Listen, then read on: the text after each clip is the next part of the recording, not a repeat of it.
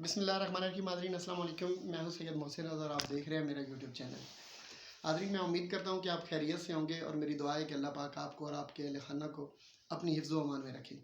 नाज़रीन, न्यूज़ बहुत ज़्यादा है, ताज़ा तरीन अपडेट्स हैं, जिसमें आजकल जो हॉट न्यूज़ बनी हुई है वो बिलावल भुट्टो का दौरा इंडिया है। मैं मुख्तलिफ चूँकि काफ़ी सारी मेरे पास अपडेट्स हैं और मैं शॉर्ट करके सारी इंशाल्लाह 5-10 मिनट के अंदर अंदर वाइंड अप करूँगा। सारी खबरें जो हैं वो आपके सामने रखूँगा। सबसे पहले तो आपको पता होगा कि मोहतरम बिलावल भुट्टो ज़रदारी साहब, ये भुट्टो अलग कास्ट है, ये हमेशा ज़हन में रखा करें, और ज़रदारी अलग कास्ट है। लेकिन ये जो मौसूफ़ है, इनके अंदर ये दोनों खूबियाँ पाई जाती हैं। शायद माँ की तरफ से और बाप की तरफ से है, एतराज़ नहीं कर रहा।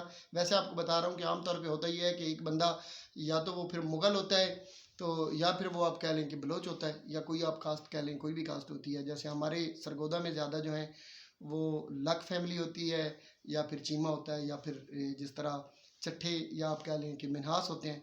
तो इसमें ये दोनों खूबियाँ पाई जाती हैं कि ये दोनों कास्ट का मजमूआ है। अब ये ज़रदारी साहब बेहतर बता सकते हैं कि इसकी वजह क्या है, लेकिन हमारे जो रवायात हैं उसके हिसाब से तो वो बिलावल ज़रदारी ही हैं, भुट्टो नहीं होने चाहिए। एनीवे, बिलावल भुट्टो ज़रदारी साहब जो थे, उन्होंने इंडिया का दौरा किया बतौर वज़ीर ख़ारिजा। अच्छा, ये इंडिया का जो दौरा था, इसमें आपको पता होगा कि ये शंघाई ताउन तंज़ीम, यानी ये मुख्तलिफ़ ममालिक हैं जिन्होंने एक तंज़ीम बनाई हुई है, और ये आपस में कोऑपरेशन करते हैं, किसमें ये सियासी, इक़्तिसादी और अस्करी ताउन होता है। स्टार्ट में ये 2001 में जब बनी तो उसके 5 ममालिक थे, जिसमें काज़ाकिस्तान, किर्गिस्तान, रशिया था, चाइना था, और आई थिंक उसमें फिर बाद में उज़्बेकिस्तान शामिल हुआ, फिर उसके बाद इंडिया आया, फिर 2015 से ये पाकिस्तान भी इसमें ऐड हो गया, और 2019 से ग़ालिबन इसका पाकिस्तान परमानेंट रुकन भी बन गया।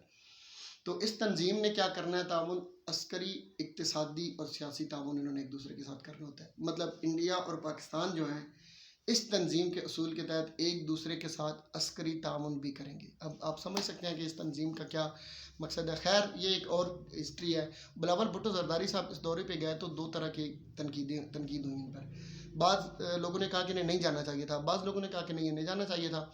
इसमें जो इस वक्त पार्लियामेंट से बाहर अपोजिशन की जमात है, पाकिस्तान तहरीक इंसाफ, उन्होंने भी यही कहा है। उनकी भी दो ही मौक़िफ़ हैं। मतलब साबिक़ वज़ीर ख़ारिजा शाह महमूद कुरैशी साहब जो थे, उनका मौक़िफ़ कदरे बेहतर होता है, स्ट्रॉन्ग होता है, मतलब काबिले गौर भी होता है, और वो संजीदा मौक़िफ़ होता है।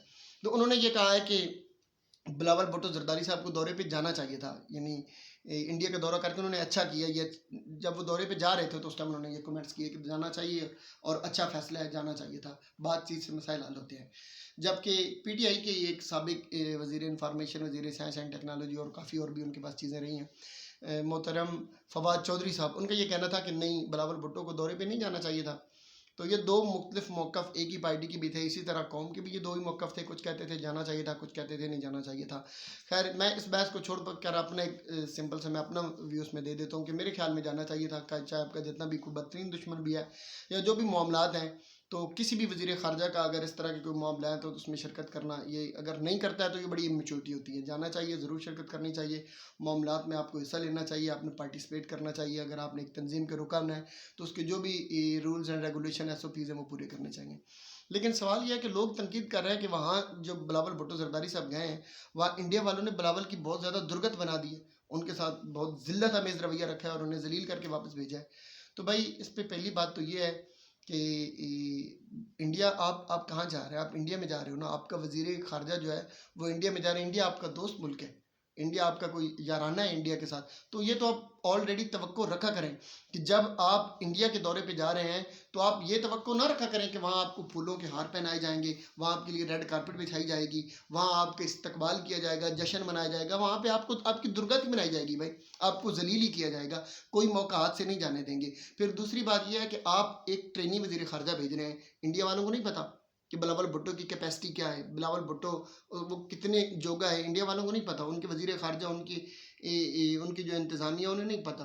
पहली बात तो यह है कि उन्हें इसकी कैपेसिटी का भी पता है। दूसरी बात यह है कि आप इंडिया में भेज रहे हो तो इंडिया में यही सलूक रवा रखा जाएगा, और उनके साथ कुछ ज़्यादा नहीं किया जाएगा, या कोई आपको इतनी बड़ी आप नहीं कर रहे, किसी या दोस्त मुल्क के घर में नहीं जा रहे, या कोई ऐसा मुल्क नहीं है कि जिसको कोई आपके साथ कोई इस तरह के मफाद हों तो वो आपको प्रोटोकॉल देगा। तो ऐसा कुछ नहीं होगा। वो भी उस सूरत में जब आप डिफ़ॉल्ट कर रहे हैं, डूब रहे हैं, तबाह हो रहे हैं, तो आप तो याद रखिएगा कि आपने बिलावल भुट्टो को मुज़ाकरात के लिए इंडिया में भेजा था। अगर इंडिया वालों ने उनकी दुर्गत बना के रख दिया वहाँ पे, तो ये इंडिया वालों के लिए शर्मिंदगी की बात है, बिलावल भुट्टो के लिए शर्मिंदगी की बात नहीं है। वो बतौर मेहमान गया था और मेहमान के साथ इस तरह का सलूक नहीं किया जाता। हाँ, या तो आपने अगर भेजा होता ना टीपू सुल्तान को, और आप कहते कि हमने इंडिया फतह करने के लिए टीपू सुल्तान को भेजा और टीपू सुल्तान वहाँ से जलील होकर वापस आ गया, तो फिर तो आप कहते कि यार बड़ी शर्म वाली बात है। और भाई आप जिस बंदे को भेज रहे हैं पहले तो आप उनके ज़रा टेस्ट करवाएं ना, कि उनके बारे में तो 2-3 मुख्तलिफ़ किस्म की राय आ रही हैं। वैसे अल्लाह ना करे इस तरह की कोई चीज़ हो, लोग कहते हैं इस तरह की। तो क्या क्या आपने नाम, आप अपने मुल्क में जिस बंदे का आपने मजाक बना के रखा हुआ है, आप कह रहे हैं कि इंडिया वाले उसको इज्जत नहीं दे रहे, और आप इस पर फिर अफसोस भी कर रहे हैं। आप किस बात का अफसोस कर रहे हैं? आप खुद कितना बिलावल भुट्टो साहब को इज्जत देते हैं, आप खुद उनके बारे में क्या कुछ कहते रहते हैं। कभी आप उन्हें शेख रशीद के साथ मिला देते हैं, कभी कुछ कर देते हैं, कभी बिल्लोरानी कह देते हैं, कभी कह देते हैं कि ना मर्द है ना औरत है। तो आप कह रहे हैं कि इंडिया वालों ने इज्जत नहीं दी, जलील तो आप कर रहे हैं, तो उसका बेड़ा गर्क तो बेचारे का आपने कर दिया है। फिर दूसरी बात, यकीनन थोड़ा सा हैंडलर्स को भी सोचना चाहिए था कि आप जब कल के बच्चे को आप इतने बड़े मिशन के लिए भेज रहे हैं, ये इतनी बड़ी आप उस इजलास में भेज रहे हैं, उस मुल्क में भेज रहे हैं, तो फिर तैयारी अच्छी सी करवा के भेजनी थी। आप उसको तैयारी ही तो करवा रहे हैं, आप और क्या कर रहे हैं, आप तैयारी ही तो करवा रहे हैं। तो इस तैयारी में भी इतना बुरा मतलब उन्होंने जो जहाँ वहाँ पे जाके परफॉर्म किया, तो यकीनन टीचर्स का भी इसमें कसूर है। एनीवे, बिलावल भुट्टो का दौरा ओवरऑल बड़ा अच्छा रहा। मुबारकबाद हो उन सहाफ़ियों को जिन्होंने बाद में थोड़ी बहुत इज़्ज़त रख ली और एक इंटरनल एक उन्होंने प्रेस कॉन्फ्रेंस करके थोड़े बहुत कुछ लिख के जुमले दे दिए, वो बुलवा के बाद में सोशल मीडिया पे वही वायरल करवा के शो करवा दिया कि देखें जी वाह वाह वाह क्या कर दिया बिलावल भुट्टो ने। तो जो भी हुआ बहरहाल वो ज़िंदा सलामत खैरियत से वापस तशरीफ़ ले आए। बाकी अब ट्रोलिंग तो उनकी होगी, मीडिया यकीनन है, सोशल मीडिया का दौर है, तो ये तो चलेगा। अदर दूसरी एक बड़ी इंपॉर्टेंट बात है जो मैंने आपसे शेयर करनी थी, वो आपको पता चला होगा कि हमारे जो छोटे मियाँ साहब हैं वो आजकल लंदन यात्रा पे गए हुए हैं। यानी लंदन यात्रा से मुराद ये है कि वो आजकल वैसे तो वहाँ पे यकीनन ऑफिशियल विजिट है, लेकिन बिहाइंड द स्क्रीन इसके अंदर मियाँ नवाज शरीफ साहब से उनकी मुलाकात भी, और एक आध उन्होंने चुमा भी लिया मियाँ नवाज शरीफ साहब ने अपने भाई का, जिसको बड़ा सोशल मीडिया पे शेयर किया जा रहा है। तो यार इस बराए मेहरबानी इस तरह की चीज़ें ना किया करें, वो उनका भाई है, सगा भाई है, तो उसका चुम्मा ही लेंगे ना, और क्या करेंगे। तो इन बातों को भी आप शेयर कर रहे हैं। खैर, उसके अंदर की बात यह है कि सुनने में ये आ रहा है कि जो सुप्रीम कोर्ट के मसाइल चल रहे हैं, जो इश्यूज़ चल रहे हैं, ये इंतहाई खौफनाक सूरत हाल अख्तियार करने जा रहे हैं, और अगले कुछ ही दिनों के अंदर मुमकिन है मियाँ शहबाज शरीफ साहब जो हैं वो नाअहल हो जाएं। उनकी नाअहली की सूरत में वज़ीर आज़म कौन बनेगा, ये मैं आपको एंड पे बताता हूँ। यही मामलात लंदन के अंदर तय हो रहे हैं, यही आसिफ जरदारी के साथ कुछ मामलात चल रहे हैं। उससे पहले एक खबर और ब्रेक करता जाऊँ कि आपको पता होगा कि कुछ अर्सा पहले मुस्लिम लीग नून को सरगोदा भेरा शरीफ से जो साबिक वज़ीर थे मोहतरम अमीनुल हसनात, उनके ख़ानदान हज़रत ज़ियाउल उम्मत पीर करम शाह साहब का ख़ानदान है, एक बड़ा ख़ानदान था, तो उन्होंने मुस्लिम लीग नून को छोड़कर पीटीआई को ज्वाइन कर लिया था। तो ये समझ लें कि सरगोदा से एक बड़ी विकेट गिर गई थी। गो कि वो इलेक्शन पहले भी उन्हें टिकट नहीं दिया गया था नून लीग की तरफ से, लेकिन बहरहाल उस हल्के में उनका एक बहुत बड़ा वोट बैंक है, और वो सारे का सारा वोट बैंक अब जो है वो पाकिस्तान तहरीक इंसाफ की तरफ शिफ्ट हो गया, जिसका नून लीग को और बाकी पीडीएम्स की जमातों को नुकसान ज़रूर होगा। अब लेटेस्ट खबर यह है कि मुल्तान से अब्दुर्रहमान कांजू साहब, जो शहीद कांजू ग्रुप के इस वक्त चेयरमैन भी हैं, वो पिछली बार भी आज़ाद लड़े थे, नून लीग में शामिल हुए थे। तो अब ये एतमाद के वोट के फ़ौरन बाद उन्होंने अनाउंसमेंट कर दिया है, और वो नून लीग को उन्होंने बाकायदा छोड़ दिया है, और छोड़ने के बाद उन्होंने ये ऐलान किया कि कांजू ग्रुप आज़ाद इलेक्शन लड़ेगा। इससे आप ये अंदाज़ा लगा दें कि नून लीग के इस वक्त खस्ता हाली का आलम ये हो चुका है कि इतनी ज़्यादा सपोर्ट, इतनी ज़्यादा हैंडलर्स, इतने ज़्यादा प्रेशर होने के बावजूद भी लोग अब ऐसे उसे जैसे खेत में से अनाज ख़त्म हो जाए तो चिड़ियाँ उड़ जाती हैं ना, इस तरह लोग अब उड़ रहे हैं और इन्हें छोड़ के जा रहे हैं सरगोदा से, और आहिस्ता आहिस्ता और भी बड़े लोग अभी तो लाइन में लगे हुए हैं। यहाँ से 8 MNA और MPs ये सारी सीटें मिलाकर 8 लोगों ने मुस्लिम लीग नून को छोड़ दिया है और आज़ाद इलेक्शन लड़ने का फैसला किया है।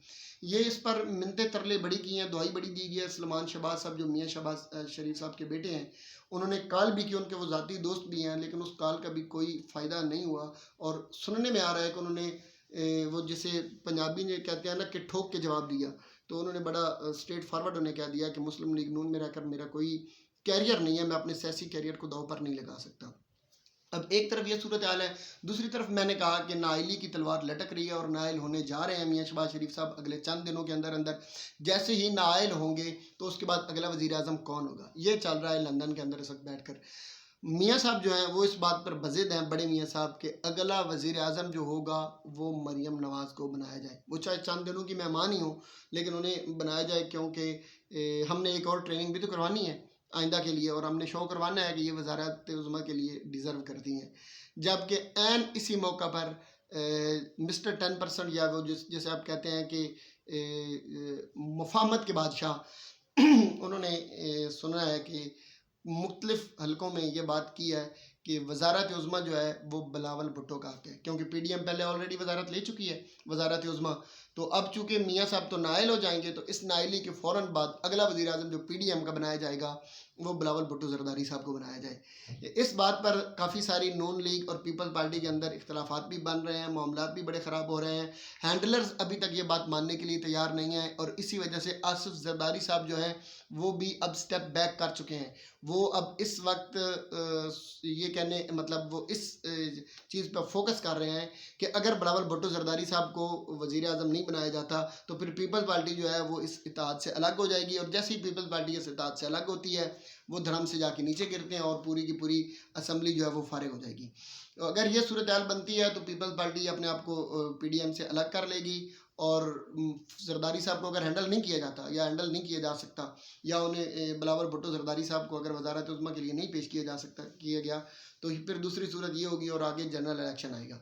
और अगर ये हैंडलर्स के जनरल इलेक्शन के लिए तो अब इस वक्त नून लीग भी तैयार नहीं है। उन्हें भी पता है कि अगर इलेक्शन की तरफ जाएंगे तो हमारा तो सत्यानाश हो जाएगा। हमारी तो पहले एक हालत कोई नहीं, हम खस्ता हाली में, हम बिस्तर मर्ग पर पड़े हुए हैं, मौत आनी है, हमें आनी है। तो इस वक्त अगर हम इलेक्शन में जाएंगे तो हम तो मर जाएंगे। तो इस अपनी इज्जत को बचाने के लिए मुमकिन है कि इस वक्त जो है वो कन्विंस कर लिया जाए मियाँ साहब को, यानी बड़े मियाँ साहब को इस बात पे कन्विंस कर लिया जाए कि 2-4 महीनों की तो बात है, बिलावल भुट्टो को बनने दे वज़ीर आज़म, अगले इलेक्शन में आके कोई एडजस्टमेंट करके मरियम के लिए हम स्पेस बना लेंगे। ये हैंडलर्स भी उन्हें समझा सकते हैं, और ये पार्टी के अंदर से भी इस तरह की आवाज़ें आ रही हैं। तो अब जंग जो है वो बिलावल भुट्टो और मरियम नवाज़ के दरमियान है। अब इमरान खान साहब जो हैं वो सुकून से एक जगह पर बैठ कर ये तमाशा देख रहे हैं। हैंडलर्स जो हैं वो सब बड़े परेशान हो चुके हैं। वो अब उन्हें समझ नहीं आ रही कि किसको काबू करें। मछली की तरह इधर से करें तो ये स्लिप हो जाते हैं, उधर से पकड़ें तो वो स्लिप हो जाते हैं।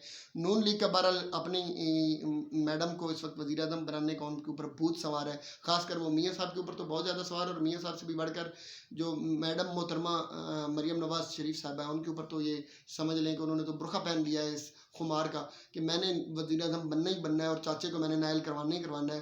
तो चाचा जान को तो ये पता है कि मैं तो नायल होकर साइड पे बैठ जाऊंगा, मेरी बला से जो भी वज़ीर आज़म बने, बेहतर यही है कि मेरी जान छूटे इस जो झंझट सारा बना पड़ा है। जबकि बिलावल भुट्टो ज़रदारी साहब अंदर ही अंदर बड़े एक्साइटेड हैं, क्योंकि उन्हें पता है कि भाई नून लीग की तो मजबूरी है, वज़ीर आज़म हमें नहीं बनाएंगे तो जाएगा, इलेक्शन में जाएंगे तो पंजाब में तो इनका सत्यानाश होना ही होना है, और बाकी शहरों में भी ये फारिग हो जाएंगे। हम तो वैसे भी इलेक्शन जीत के तो हम अकेले तो हम हुकूमत नहीं बना सकते। तो हमारी तो सूरत हाल जहाँ की है थोड़ी 19-20 के फ़र्क से वहीं के वहीं रहेगी। तो हमें तो नुकसान है कोई नहीं, जो भी नुकसान है वो इनको ही है। इसलिए मजबूरी अब पीपल्स पार्टी की नहीं है, मजबूरी नून लीग की है बिलावल भुट्टो को भी को वज़ीर आज़म बनवाना। तो जैसे ही मियाँ साहब नायल होंगे, अगली जंग मरियम और बिलावल भुट्टो के दरमियान चलेगी, और ज़्यादा चांसेस ये हैं कि ये बिलावल भुट्टो को वज़ीर आज़म बनाने पर रज़ामंद हो जाएं। अब देखते हैं ऊँट किस करवट बैठता है। इतनी दुर्गत बनवाने के बाद, जलील होने के बाद, क्या हैंडलर्स या मुख्तलिफ लोग जो मुख्तलिफ हल्के इदारे ऊपर बैठे हैं, क्या वो बिलावल भुट्टो से कन्विंस हैं और उन्हें वज़ीर आज़म बनाने के लिए तैयार हो जाते हैं या नहीं? वक्त बताएगा। चंद दिनों के अंदर अंदर इंशाल्लाह सारी सूरत हाल सामने आ जाएगी। अपना ख्याल रखिएगा और दुआओं में याद रखिएगा। मेरी दुआ है कि अल्लाह पाक हम आप सबको अपनी हिफाजत में रखे, और अल्लाह पाक मेरा आपका और हम सब का हामी नासिर हो। वस्सलाम।